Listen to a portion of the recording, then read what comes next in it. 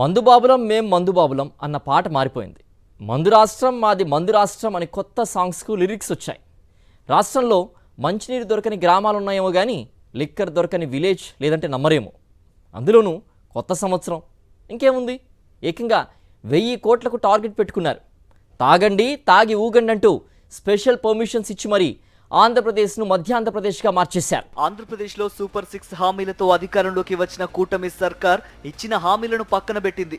తాగినోడికి తాగినంత liquor అనే కొత్త పథకాన్ని మాత్రం సమర్థవంతంగా నడిపిస్తోంది.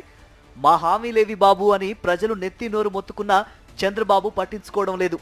కానీ అందరికీ కావలసినంత మద్యం అనే కార్యక్రమాన్ని పకడ్బందీగా అమలు చేస్తున్నారు. ఓవైపు విచ్చలవిడిగా వైన్ షాపులు, మరోవైపు లెక్కకు మించిన బెల్ట్ షాపులు వెరసి రాష్ట్రంలో కిరాణా షాపుల కంటే లిక్కర్ షాపులే ఎక్కువగా కనిపిస్తున్నాయి. తాజాగా న్యూ ఇయర్ పేరుతో మద్యం వ్యాపారులకు పూర్తి స్వేచ్ఛ ఇచ్చారు. అర్ధరాత్రి 12 గంటల వరకు వైన్ షాపులు, తెల్లవారుజాము 1 గంట వరకు బార్లకు అనుమతిచ్చారు. కేముంది, మంగళవారం మధ్యాహ్నం నుంచే ఏపీలో ఎటు చూసినా మద్యం బాటిళ్లు దర్శనమిచ్చాయి. కలర్ఫుల్ లైటింగ్స్, ఆఫర్లు పెట్టి మరీ లిక్కర్ సేల్ చేశారు. మద్యం సిండికేట్లతో కుమ్మక్కైన ప్రభుత్వ పెద్దలు అడ్డగోలుగా అనుమతులిచ్చారని ప్రజలు మండిపడుతున్నారు. దీని వెనక పెద్ద ఎత్తున కమిషన్లు చేతులు మారాయనే ఆరోపణలు ఉన్నాయి. చంద్రబాబు ముఖ్యమంత్రి అయిన తర్వాత కొత్త మద్యం పాలసీని తెచ్చారు. అక్టోబర్ 16 నుంచి ఇప్పటి వరకు ఏకంగా 6,312 కోట్ల మద్యం అమ్మకాలు జరిగాయి. 26,78,547 కేసుల బీర్లు, 83,74,116 కేసుల లిక్కర్ అమ్మకాలు జరిగాయి. ఇక కేవలం న్యూ ఇయర్ కోసమే 1000 కోట్లు మద్యం అమ్మకాలు చేయాలని వ్యాపారులు టార్గెట్ గా పెట్టుకున్నారు.